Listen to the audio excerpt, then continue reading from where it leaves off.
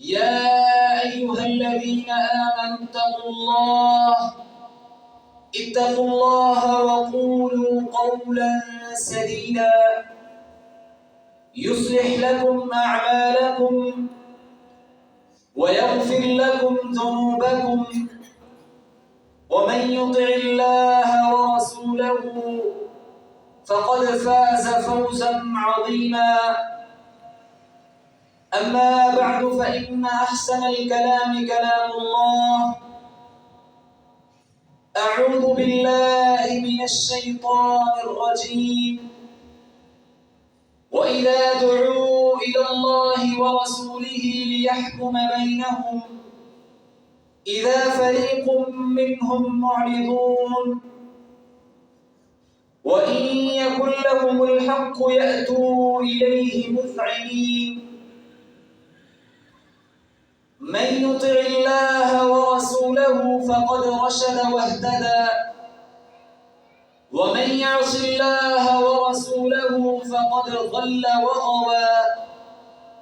رب زدني علما رب زدني حلما رب زدني فهما. سبحانك لا علم لنا إلا ما علمتنا إنك أنت العليم الحكيم. ہمہ قسمی حمد و ثنا تعریفات کبریائی بڑائی یکتائی وحدانیت اللہ خالق کائنات مالک ارض و سما کے لیے ہے، جو کل کائنات کا خالق، جو کل کائنات کا مالک و رازق ہے۔ انگنت لا تعداد درود و سلام بدر الدجا شہبتہا مدینہ کے تاجدار نبیوں کے سردار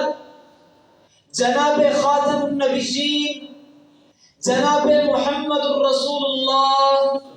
صلی اللہ علیہ وسلم کی ذات اقدس و اطہر پر سامعین ذی وقار، یہ ہماری خوش قسمتی ہے کہ اس اللہ خالق کائنات نے ہمیں امت مسلمہ میں پیدا کیا،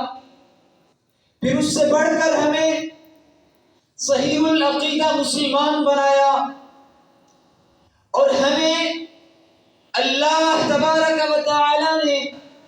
نبی خاتم علیہ السلام کا امتی بنایا، اور پھر ہمیں اللہ تبارک و تعالی نے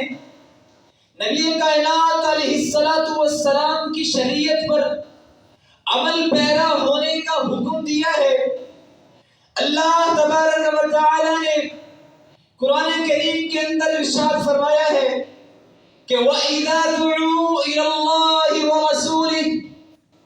لِيَحْكُمَ بَيْنَهُمْ إِذَا فَرِيقٌ مِّنْهُمْ مُعْرِضُونَ۔ کائنات کے لوگوں، اللہ کے اس فرمان کو غور سے سنو کہ جب وہ اللہ تبارک و تعالی تمہیں بلاتا ہے، وَإِذَا دُعُوا إِلَى اللَّهِ وَرَسُولِهِ، جب تمہیں پکارا جاتا ہے اللہ اور اس کے رسول کی جانب، لِيَحْكُمَ بَيْنَهُمْ إِذَا فَرِيقٌ مِّنْهُمْ مُعْرِضُونَ، تاکہ وہ تمہارے آپس کے اختلافات کو، تاکہ وہ تمہارے آپس کے تنازعات کا فیصلہ کر دیں۔ لِيَحْكُمَ بَيْنَهُمْ إِذَا فَرِيقٌ مِّنْهُمْ مُعْرِضُونَ، تو ان میں سے کچھ لوگ ایسے ہوتے ہیں جو منہ موڑنے والے ہوتے ہیں، جو اعراض کرنے والے ہوتے ہیں۔ وَإِنَّ كُلَّهُمُ الْحَقُّ يَأْتُوا إِلَيْهِ مُذْعِنِينَ، اور اگر انہیں اس بات کا علم ہو جائے، انہیں اس بات کی خبر ہو جائے کہ ہمارے فیصلہ، یہ ہمارے تنازع کا حل ہمارے پاس آئے گا،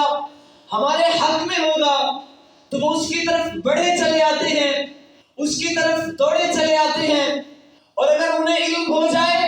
کہ فیصلہ ہمارے حق میں نہیں ہوگا تو وہ روگردانی کرتے ہیں تو وہ منہ موڑتے اور انحراف کرتے ہیں۔ امام ابن کثیر رحمہ اللہ تعالی نے اس آیت کی تفسیر کرتے ہوئے بیان کیا ہے کہ اس طرح کی پیروی شریعت کے اندر کوئی پیروی نہیں رکھتی، کوئی معنی یا کوئی وزن نہیں رکھتی، بلکہ یہ اپنے نفس کی پیروی ہے، یہ شریعت کی پیروی نہیں۔ آج کل ہمارے معاشرے کے اندر اسی دور میں 3 طرح کی طبقات پائے جاتے ہیں، 3 طرح کے طبقات اور دین پائے جاتے ہیں۔ پہلا ان میں سے من مزاج کا دین، دوسرا سمجھ سماج کا دین، اور تیسرا رب کائنات کا دین۔ اسی بات کو معاشرتی مثالوں سے سمجھتے ہیں کہ مثال کے طور پر ایک دودھی انسان دودھ کے اندر پانی ملاتا ہے، حالانکہ نبی کائنات علیہ السلام نے فرمایا ہے کہ من غشنا فلیس منا، جس نے 2 نمبری کی، جس نے دھوکہ یا فراڈ کیا، اس کا ہماری شریعت کے ساتھ، ہماری ملت کے ساتھ کوئی تعلق نہیں ہے۔ لیکن اس کے باوجود وہ 2 نمبری اور فراڈ کرتا ہے، پھر وہ بچا ہوا پانی بیٹھ کے پی لیتا ہے۔ سوال پیدا ہوتا ہے کہ ایک طرف وہ شریعت کی روگردانی کرتا ہے، دوسری جانب وہ نبی کے فرمان کو بجا لاتا ہے، وہ اتنا سنت کا متبع ہے، وہ اتنا سنت کا پابند ہے۔ وجہ کیا ہے؟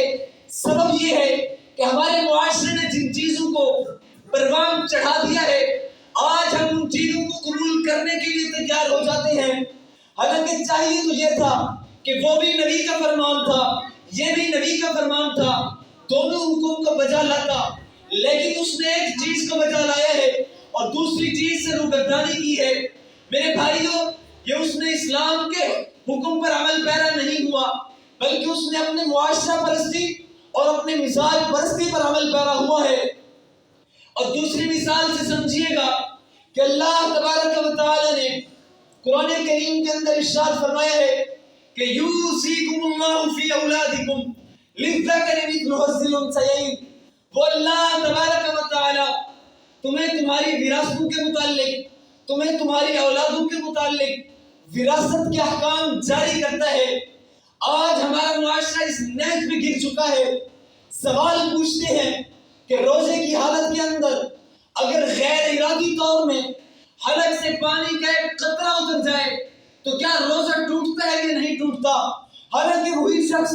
اپنی ماں، بہن، بیٹی کی وراثت کے لاکھوں کے لاکھ، ایکڑوں کے ایکڑ ہڑپ کر چکا ہے۔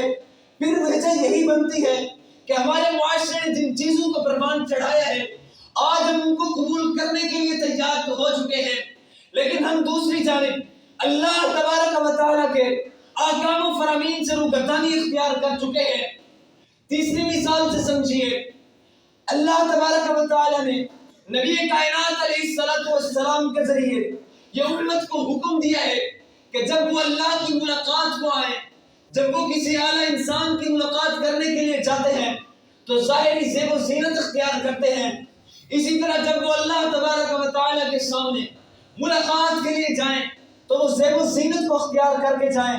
اللہ تبارک و تعالیٰ نے ارشاد فرمایا خذوا زینتکم عند کل مسجد، جب تم اپنے رب کی ملاقات کے لیے مسجد میں نماز پڑھنے کے لیے آؤ تو تمہاری حالت اور کیفیت یہ ہونی چاہیے کہ تم ظاہری طور پر بھی پاک ہو، تم جسمانی طور پر بھی پاک ہو، تمہارا عقیدہ بھی پاک ہو،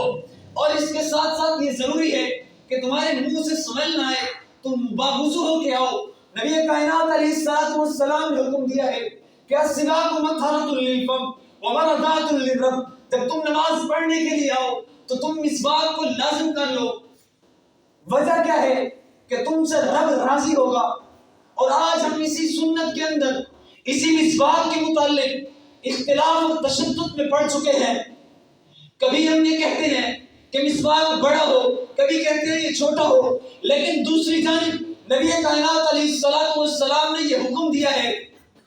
کہ قص الشارب وضعف اللحیہ، اے مومنو، اپنے آپ کو مسلمان کہنے والوں، نبی کے احکام کو بجا لانے والوں، نبی کے فرمان کو سننے والوں، قص الشارب وضعف اللحیہ، اپنی داڑھی کو بڑھاؤ، اپنی مونچھوں کو کتراؤ۔ لیکن ہم اس چیز کے اندر اختلاف کر بیٹھے ہیں، اس چیز کو ہم ترک کر چکے ہیں جس چیز کا واضح ہمیں اللہ کے نبی نے حکم دیا تھا کہ السواک مطہرۃ للفم، مسواک صرف کرنا ہے، لیکن آج ہم اس میں اختلاف کرتے ہیں کہ بڑا ہو یا چھوٹا ہو۔ دوسری جانب اللہ کے نبی علیہ السلام نے حکم دیا ہے کہ قص الشارب وعف اللحیٰ، اپنی مونچھوں کو کترانا ہے، داڑھی کو لٹکانا اور بڑھانا ہے۔ اس کے متعلق نبی کائنات علیہ السلام نے مختلف اوقات میں مختلف مقامات پر مختلف الفاظ فرمائے ہیں۔ کہیں پہ فرمایا وعفو کہ اپنی داڑھی کو بڑھاؤ، کہیں پہ فرمایا ارخو اپنی داڑھی کو چھوڑ دو، کہیں پہ فرمایا ارجو کہ میں امید کرتا ہوں کہ تم داڑھی کو چھوڑ دو گے۔ الغرض مختلف مقامات پر مختلف صیغہ ہے اسے، یہ بات ثابت کی ہے کہ اپنی داڑھی کو بڑھانا ہے، لیکن آج ہم داڑھی کو تراشتے ہیں، داڑھی کو مونڈتے ہیں، اور دوسری جانب ہم نبی کائنات علیہ السلام کے احکامات اور فرامین سے روگردانی اور اختلافات کا شکار ہو چکے ہیں۔ اور یہی طریقہ ان یہود و حنود کا تھا جس کے متعلق تورات میں اللہ تبارک و تعالی نے یہ حکم نازل کیا ہے کہ ہم نے تورات سے 4 قسم کے عہد لیے تھے، ان یہودیوں سے 4 عہد لیے تھے کہ آپ نے ایک دوسرے کے خلاف مدد نہیں کرنی، ایک دوسرے کو گھروں سے نہیں نکالنا، ایک دوسرے کو قتل نہیں کرنا، اور اگر تمہارا کوئی قیدی ہو جائے تو تم نے اسے فدیہ دے کے چھڑا لینا ہے۔ لیکن ان کا وتیرہ یہ تھا کہ وہ صرف فدیے پر عمل کرتے تھے، باقی 3 امور کی ڈٹ کر مخالفت کرتے تھے، 3 امور کا وہ ڈٹ کر ارتکاب کرتے تھے۔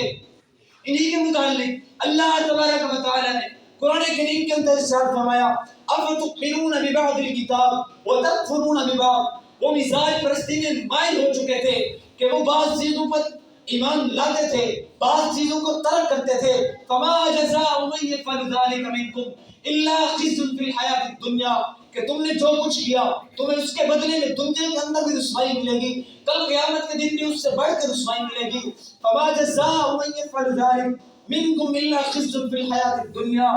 ويردون الى اشد العذاب، پھر وہ لوٹائے جائیں گے سخت عذاب کی جانب۔ یہ ان کا اپنا مزاجی دین تھا، ان یہود کا سماجی دین تھا کہ جس چیز کے متعلق اللہ تبارک و تعالی نے انہیں حکم دیا تھا کہ ان امور کو بجا لانا ہے، وہ اس سے اختلاف کرتے تھے اور تشدد کرتے تھے۔ انہی کے متعلق اللہ نے فرمایا ہے کہ تمہیں دنیا کے اندر بھی سزا ملے گی، تمہیں آخرت کے اندر بھی سزا ملے گی۔ اور آج کل یہی وتیرہ ہمارے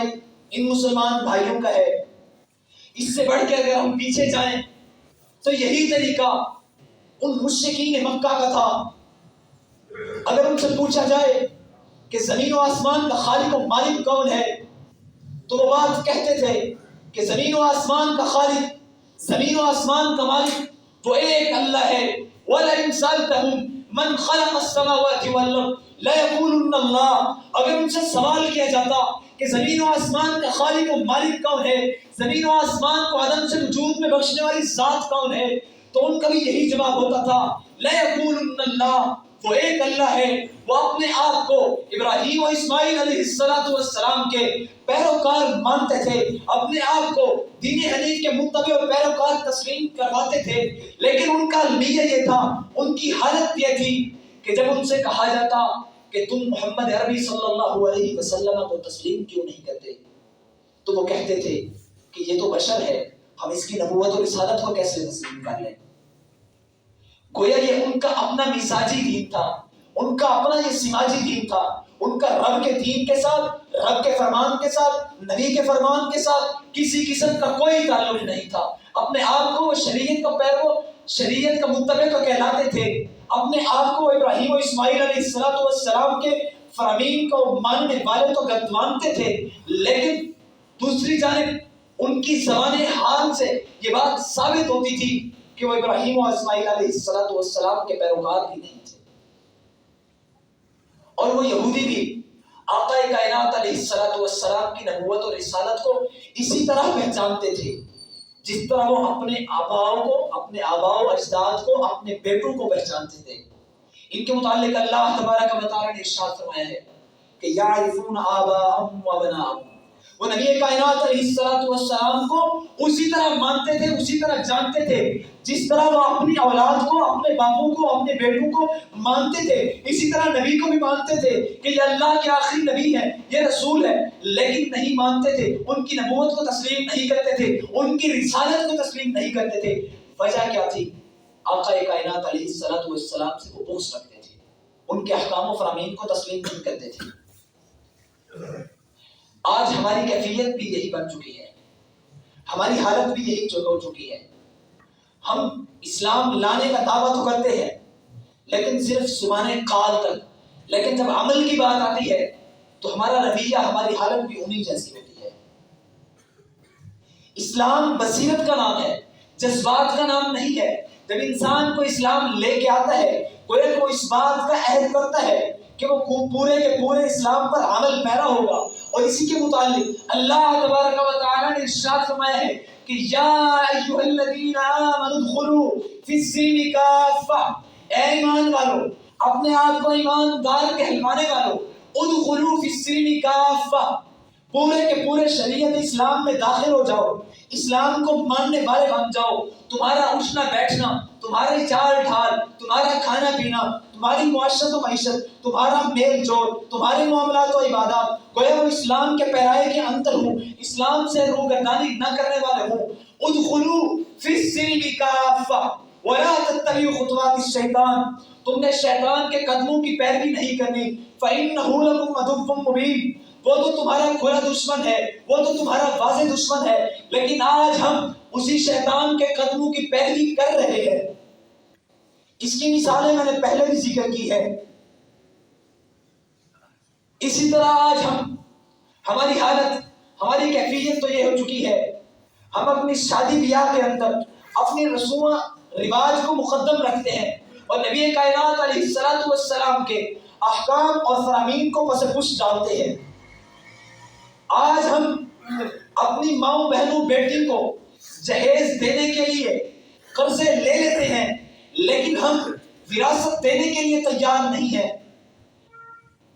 وجہ کیا ہے کہ ہمارے معاشرے نے ان چیزوں کو پروان چڑھا دیا ہے۔ آج ہم ان چیزوں کو تسلیم کرنے کے لیے تیار ہو چکے ہیں، لیکن نبی کائنات علیہ الصلوۃ والسلام کے احکامات اور فرامین کو ان سے منہ موڑتے ہیں، ان سے روگردانی کرتے ہیں۔ ہمارے معاملات، ہماری عبادات دونوں ایک زاویے پر نہیں ہیں۔ کوئی انسان اپنے معاملات کے اندر بڑا کھرا ہوتا ہے، بڑا سچا ہوتا ہے، لوگوں کے ساتھ اس کے میل جول بڑے اچھے ہوتے ہیں، لیکن وہ عبادات کے اندر زیرو ہوتا ہے۔ اور دوسرا انسان عبادات کے اندر کھرا ہوتا ہے، رب کی وحدانیت، رب کی توحید کے اندر وہ سچا ہوتا ہے، لیکن معاشرے کے اندر لوگوں کے ساتھ اس کا میل جول درست نہیں ہوتا۔ اس کے متعلق نبی کائنات علیہ الصلوۃ والسلام سے ایک صحابی بیان کرتے ہیں کہ ایک عورت کا تذکرہ کیا گیا کہ وہ بہت عبادت گزار ہے، روزے رکھتی ہے، صوم و صلات کی پابند ہے، لیکن معاشرے کے اندر اس کا چال چلن، ہمسایوں کے ساتھ اس کا سلوک درست نہیں ہے۔ نبی کائنات علیہ الصلوۃ والسلام نے فرمایا ہی فی النار، وہ عورت جہنمی ہے۔ وجہ کیا ہے کہ اس کا معاشرے کے اندر چال ڈھال ٹھیک نہیں تھا، اس کا اپنے ہمسائے کے ساتھ سلوک ٹھیک نہیں تھا۔ لیکن دوسری عورت کا تذکرہ کیا جاتا ہے کہ ان فلانۃ، وہ فلاں عورت، یسکن من قلت صیامھا وزکاتھا وصلاتھا، وہ فلاں عورت ہے، اس کی نمازیں ایک صرف فرائض کو بجا لاتی ہے، صرف فرضی روزے رکھتی ہے، چند قطرات زکات کے ادا کرتی ہے، چند پنیر کے قطرے زکات دیتی ہے، لیکن اس کے ساتھ ساتھ اس کے معاشرے میں اس کے حسن سلوک اس کے ہمسایوں کے ساتھ زبردست اور بہترین ہے۔ آقا کائنات علیہ الصلوۃ والسلام نے فرمایا ہی فی الجنہ، وہ عورت جنتی ہے۔ وجہ کیا ہے کہ اس کا معاشرے کے اندر ہمسایوں کے ساتھ اس کا سلوک، اس کا برتاؤ اعلیٰ قسم کا تھا۔ نبی کائنات علیہ الصلوۃ والسلام نے اس عورت کو جنتی ہونے کی بشارت دے دی۔ میرے بھائیوں،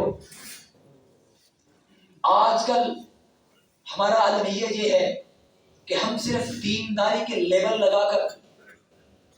اندر باطن میں اس کا عشر و عشیر تک نہیں ہوتے۔ ہم اپنے آپ کو دینداری کا ظاہر تو کرواتے ہیں، بڑے متبع سنت تو کہلواتے ہیں، نبی کے احکام اور فرامین کو بجا لانے والے باور کرواتے ہیں، صرف باور کرانے کی حد تک تو ہوتے ہیں، لیکن جب ہم اپنے باطل کے اندر جھانکتے ہیں، اپنے باطل کو دیکھتے ہیں، تو ہم اس کا 10 کا 10واں حصہ بھی نہیں ہوتے۔ وجہ اور سبب یہی ہے کہ ہمارے معاشرے نے جن چیزوں کو پروان چڑھایا ہے، چاہے وہ چھوٹی سی چھوٹی چیز ہے، آج ہم اسے تسلیم کرنے کے لیے تیار تو ہو جاتے ہیں، لیکن جس چیز کو ہمارے نبی نے حکم صادر کیا ہے، جس چیز کے متعلق ہمارے نبی نے اپنا حکم جاری کیا ہے، آج ہم اسے تسلیم کرنے کے لیے تیار نہیں ہوتے۔ اور یہی کیفیت ان منافقین کی تھی کہ وہ اپنے آپ کو دیندار تو ظاہر کرتے تھے، لیکن جب وہ اپنے ہم جیسوں کے ساتھ چلے جاتے تھے تو ان کا دین اختیار کر لیتے تھے،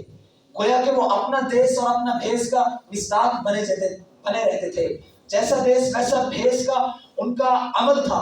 اللہ تبارک و تعالی نے ان کے متعلق ارشاد فرمایا ہے کہ وَإِذَا قِيلَ لَهُمْ آمِنُوا كَمَا آمَنَ النَّاسُ، وہ منافقین جب مومنوں کے اندر بیٹھتے تھے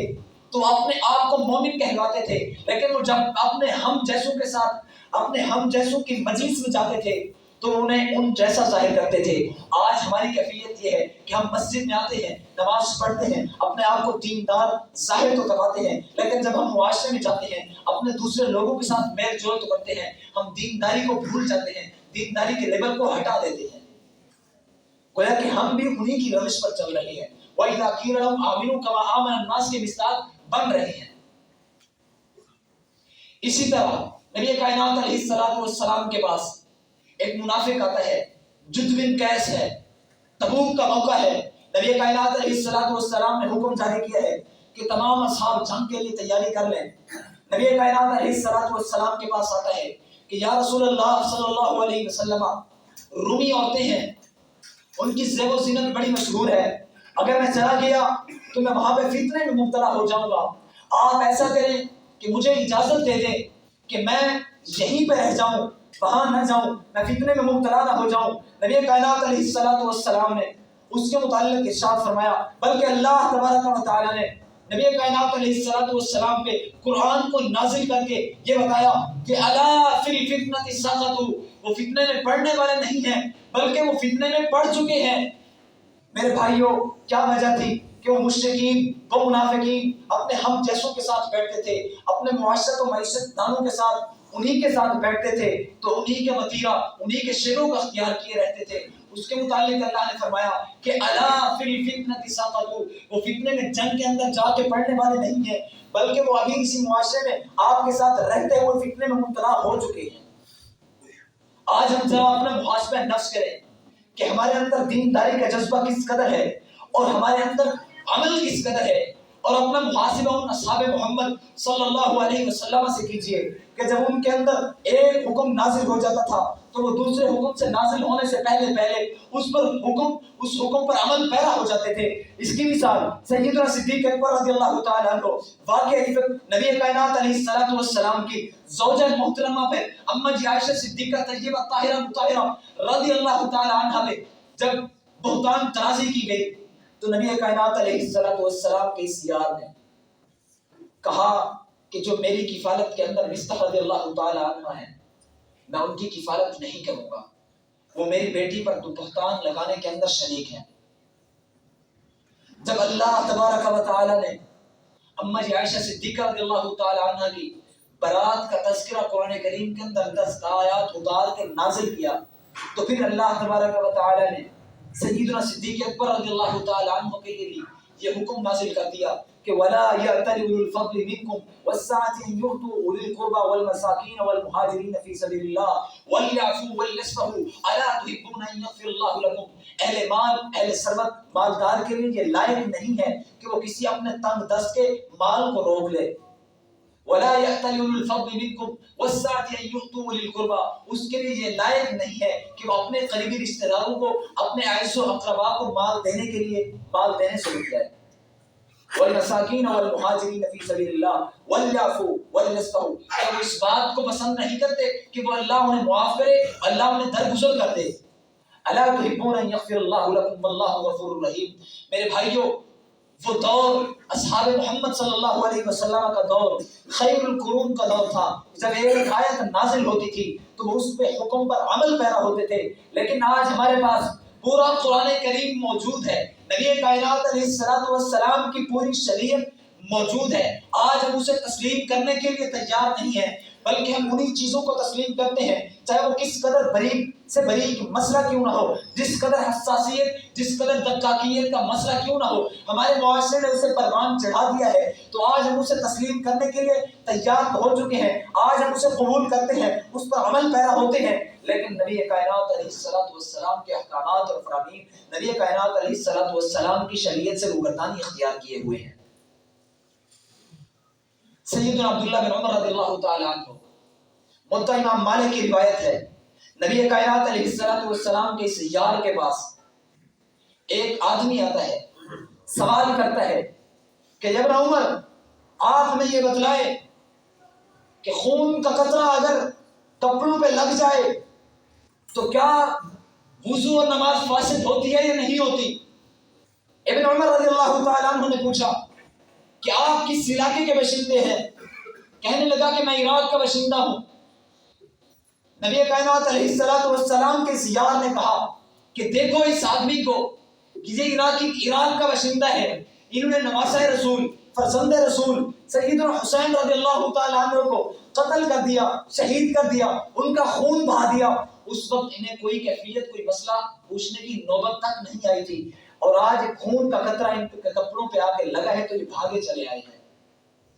حالانکہ یہ وہی ابن عمر رضی اللہ تعالیٰ عنہ جن نے نبی کائنات علیہ الصلوۃ والسلام کے سیدنا حسین رضی اللہ تعالیٰ عنہ کے متعلق فرمایا تھا کہ ہما ریحانۃ فی الجنہ, یہ تو جنتی شہزادے ہیں, یہ تو جنتی پھول ہیں. ان کا خون بہاتے وقت انہیں کوئی سوال پوچھنے کی نوبت نہیں آئی تھی, اور آج انہیں تھوڑی سی مسئلہ, تھوڑی سی ٹینشن پہنچی ہے تو یہ بھاگے چلے آئے ہیں. وجہ کیا تھی؟ وجہ صرف یہی تھی کہ ان کے معاشرے کے اندر یہ رسم و رواج, کوفہ کے اندر, عراق کے اندر یہ رواج پا چکا تھا کہ بڑی بحث, بڑی تکرار, طول و تکرار کرتے تھے چھوٹے چھوٹے مسائل کے اندر, لیکن جو اسلام کے میجر اور بڑے مسائل تھے ان کے اندر بات کرنے کے لیے وہ تیار نہیں تھے.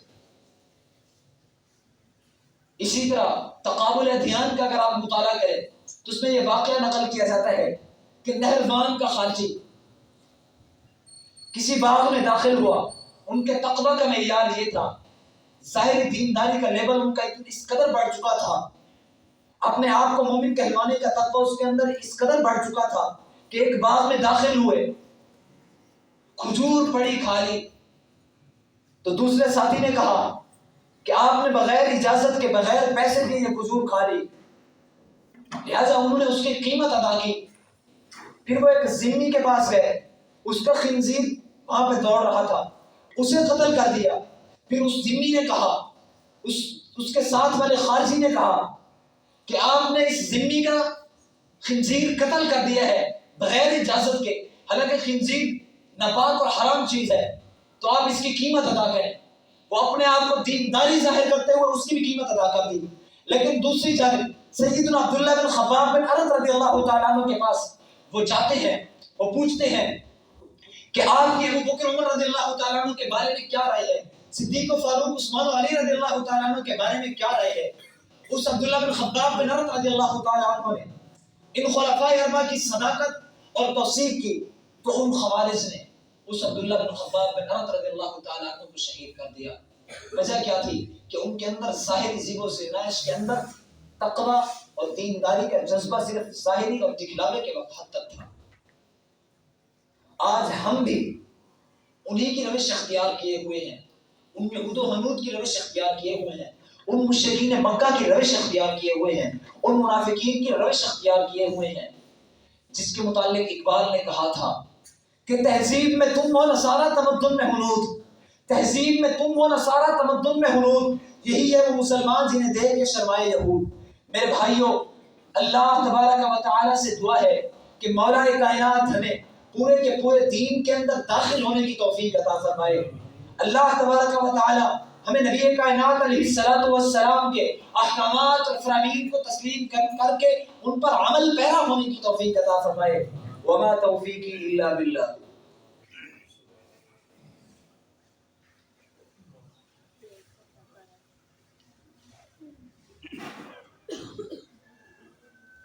إن الحمد لله نحمده ونستعينه ونستغفره ونؤمن به ونتوكل عليه ونعوذ